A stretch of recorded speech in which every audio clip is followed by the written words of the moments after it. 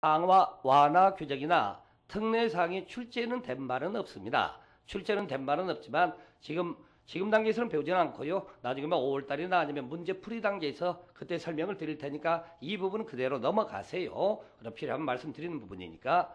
그 대신에 거기 90페이지 특례 규정 중에서 하나 체크는 좀 하고 갑시다.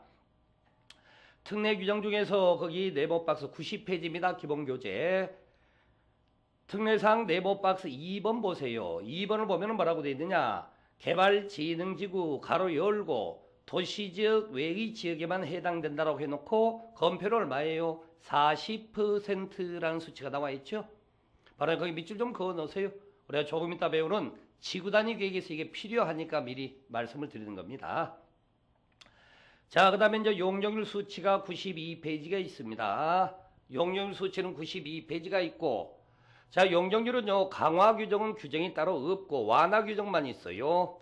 완화 규정이 있고, 그리고 나서 이제 용적률의 특례사항이 또 있더라는 거죠, 이렇게. 특례사항이 있다라고 보시는 거예요. 자, 그래서 여기서도 마찬가지 완화나 특례사항을 개별적으로 지금 학습할 필요는 없는 것 같고, 해당되는 페이지 94페이지 보세요. 해당되는 페이지 94페이지를 보시면은 거기도 특례사항 중에서 1번 보세요.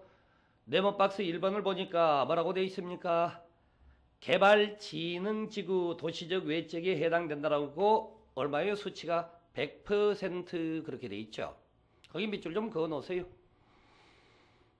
그래서 개발진흥지구의 경우에 도시적 외적에 지정된 개발진흥지구의 경우에 건폐율이 40이고 용적률이 100이 나옵니다. 그래서 이제 조금 이따 배우는 지구단위 계획에서 같이 관련 부분을 설명을 드릴 테니까 바로 그렇게 밑줄만 좀 그으시고, 그리고 이제 그 아래 보셔야 됩니다. 94페이지 아래쪽에 4번을 보시기 바랍니다. 용도적 미지정 미세분 지역의 행위 제한에 관한 규정이 나오는데 시험에 지금 출제 빈도가 좀 높은 편이죠. 용도적 내에서만큼 보자면. 자, 우리가 지금 대한민국 땅 덩어리는 어디를 가시더라도 21개 용도 지역 중에 하나가 전부 다 지정이 되어 있도록 되어 있습니다. 그런데 이제 용도적 지정이나 변경이 관리계획 위반 결정 절차로 이루어지다 보니까 경우에 따라 이제 누락이 됐다고 얘기를 합시다. 누락이 된 경우에 그럼 용도적 지정이 안 돼 있다는 거죠. 그럼 용도 지역이 지정이 되어야 그 지정된 용도적의 특성에 따라서 건축물의 종류라든지 건폐율 용률 수치가 정해지도록 되어 있다는 거죠. 그런데 용도적이 전혀 지정되어 있지 않다 보니까 어떤 건축물을 지어야 할지, 얼마나 크기로 지어야 할지가 어쩌면 확정적이지 못한 부분이 있죠. 바로 그랬을 때 용도적이 전혀 지정되어 있지 않는 미지정 상태다. 그러면은 우리가 배웠던 용도지역 21가지 중에서 제일 보전의 정도가 큰 곳이 어디라고 생각되세요? 제일 보전의 정도가 큰 곳, 거기가 자연환경 보전지역입니다. 그래서 자연환경 보전지역에 따르는 행위 제한을 받아야 한다. 그렇게 규정이 되어 있다는 거죠. 그 다음에 우리가 이제 도시지역이란 용도지역이 지정됐으나 미세분되는 거죠. 미세분됐습니다. 세분이 안 돼 있다는 거죠. 세분이 안 돼 있더라. 이렇게 돼 있었을 때. 그러면 도시지역 안에서는 16개로 세분되는 과정에 제일 보전의 정도가 커야 될 곳이 어디냐면요. 보전 녹지예요. 실질적으로. 그 다음에 관리지역 중에서 미세분됐다면 그럼 가장 보전의 정도가 큰 데가 어디냐면 보전관리지역입니다. 이렇게. 해당되는 내용 중에서 제일 규제의 정도가 강하다. 그런 의미가 되는 거예요. 자, 이렇게 됐었을 때 우리가 지금 자연환경 보전지역의 건폐율 수치를 여러분이 찾아보시면 돼요. 20%, 용적률은 80%가 나와요. 보전 녹지지역 20%고요. 용적률 80%. 보전 관리지역도 마찬가지 건폐율 20에 용적률 80이 나오게 되는 겁니다. 여러분이 배우셨던 건폐율 수치 중에서 제일 숫자가 낮은 게 얼마였어요? 20이었다고요. 용적률 수치 중에 제일 낮은 게 80이었습니다. 이렇게. 그러면 대한민국 땅덩어리 어디서라도 예를 들어 이제 우스갯소리로 용도지역이 지정 안 된다고 해서 그게 대한민국 땅이 아닌 게 아니지 않습니까? 그래도 대한민국 땅이라는 거죠. 그 자체가. 바로 그렇게 됐었을 때 바로 우리가 배웠던 건폐율 수치 제일 낮은 게 20이고 용적률 수치 제일 낮은 게 80이라고요.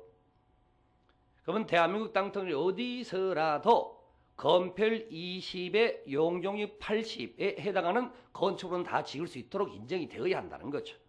그래서 바로 미지정 미세분의 경우에 대한민국 어디서라도 할 수 있는 것은 할 수 있도록 인정을 해줘야 되겠죠. 그래서 건폐율 20, 용적률 80에 적용을 받게 된다더라. 그렇게 기억을 하게 되는 거죠. 그래서 이 수치도 물론 이제 여러분이 아시겠지만 이건 정확히 구별해야 되겠죠. 미지정 상태는 자연환경 보전적 행위 제한, 도시로 지정됐으나 미세분됐다면 보전 녹지, 관리지로 지정됐으나 미세분됐다면 보전 관리지역에 따른 행위 제한 받아야 한다라고 하는 거죠. 이것을 좀 같이 좀 여러분이 기억을 좀 하셔야 될 것 같네요. 자, 여기까지 해서 여러분들이 이제 지난주에 그 용도 지역에 관한 내용 배우는 과정에 마저 마무리 짓지 못했던 내용까지 말씀을 드렸고요. 자, 오늘은 지금 이제 용도 지구로 들어가겠습니다.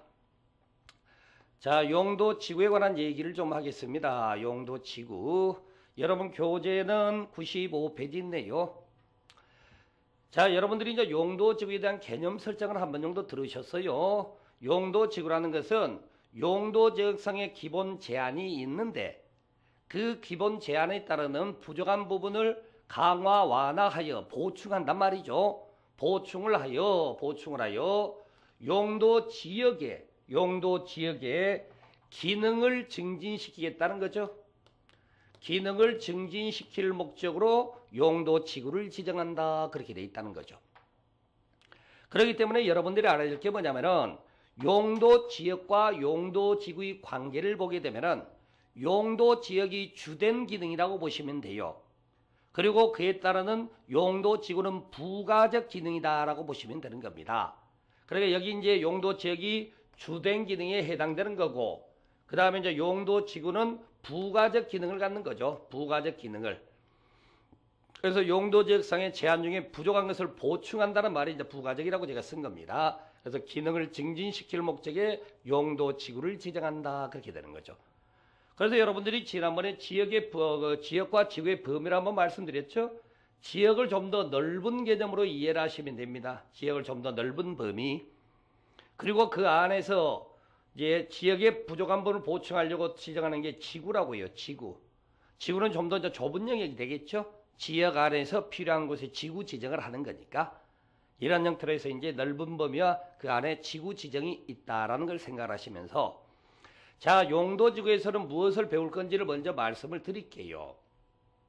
우리가 용도지구에서 배우고자 하는 내용은 세 가지를 배우시게 됩니다. 그 중에 첫 번째가 용도지구 지정 목적을 배울 겁니다. 각각의 용도지구를 어떤 목적의 필요성에 따라 지정을 하느냐라고 하는 거죠. 두 번째는요, 분류관계를 배워요. 세 번째는 종류라고 합시다. 분류관계를 배우시게 되고, 그 다음에 세 번째는 당연히 배워야 할 게 행위 제한에 관계되는 내용이겠죠. 행위 제한에 관계되는 내용 이렇게. 이 세 가지를 가지고 우리가 이제 용도 지구라는 내용에서 학습을 할 겁니다. 그런데 여기 있는 지정의 목적과 그 다음에 세분되는 종류는요, 이게 실질적으로 한 덩어리 하나의 형태로 이해하시면 좋다는 겁니다. 그러면 이게 이제 하나의 형태가 된다는 의미를 좀 아셔야 되겠죠, 여러분들이. 그래서 그걸 간략하게 보여드릴게요. 여러분들 교재 95페이지 보세요. 기본 교재 95페이지를 보시게 되면은요, 기본 교재 95페이지. 거기 보면은 그 용도지구의 종류 및 지정 목적이라고 해서 경관지구라는 용도지구가 나와 있죠. 근데 그 경관지구 지정 목적에 뭐라고 쓰여 있습니까? 경관을 보호 형성 그렇게 돼 있네요. 그 밑에 미관지구 지정 목적 보실래요? 미관을 유지하기 위하여 그렇게 돼 있죠. 이 두 가지에서 힌트를 찾아내셔야죠. 용도지구 명칭과 지정의 목적에는 같은 단어를 쓰게 돼 있습니다. 그러면 같은 단어가 직접적으로 사용되지 않는 경우에는요, 그와 그 내용을, 지구의 명칭을 포함하는 내용이 그 문장 안에 표현이 되어 있다고요. 예를 들어 볼래요? 고도지구 보세요. 쾌적한 환경 조성 및 토지의 효율적 이용을 위하여 건축물 높이의 최저한도, 최고한도를 규제할 필요가 있다. 높이의 최고, 최저, 고도지구다 이런 말이 된다는 거죠. 이런 형태로 해서 21개 용도지역마다 26개 용도지구 죄송합니다. 26개 용도지구마다 분류관계와 지정의 목적이 같은 내용으로 구성이 되어 있기 때문에 이건 암기를 하거나 해서는 안 된다는 거죠. 여러분들은 친절한 시험인 객관식 시험을 본다고 그랬어요. 객관식 시험에 써서 나오지 않습니까? 그럼 지구 명칭이 나왔으면은 그 뒤에 내용에서 같은 단어가 있는지 다른 단어가 있는지를 찾는 거예요. 그러면 거의 답이 나오게 돼 있으니까. 그래서 지정의 목적은 여러분들이 지금 한번 읽어볼 겁니다만 조금 있다가 정독을 하실 때 분명하게 지구 명칭에 해당되는 단어를 밑줄을 좀 긋고 확인을 할 줄 알아야 된다는 거죠. 그러면 쉽게 여러분들이 확인해 볼 수 있는 내용이 바로 그 내용이다라고 말씀드리는 거죠. 이렇게 해서 이제 지정 목적 세분 종류가 있더라라고 말씀을 드리게 되는 거죠. 자, 그런데 여기 하나만 미리 점검하고 내용 들어갈게요. 여러분 교재부 95페이지 보면은 1번에 지정권자라는 게 나와 있네요. 보니까 용도지구 지정권자가 누굽니까? 용도지구 지정권자. 거기 나와 있듯이 국토해양부 장관, 시도의사 이렇게 암기하시면 안 되고 지금 지난번에 용도지역 배울 때 한번 형태를 배우셨는데요. 우리가 용도지역을 지정 변경하거나 용도지구를 지정 변경하는 게 관리계획 위반 결정 절차로 이루어지는 거라고요. 그러니까 당연히 거기 지금 용도지구 지정권자가 누구냐라고 말한다면 그것은 당연히 관리계획 위반권자다 그렇게 표현을 해야 된다는 거죠.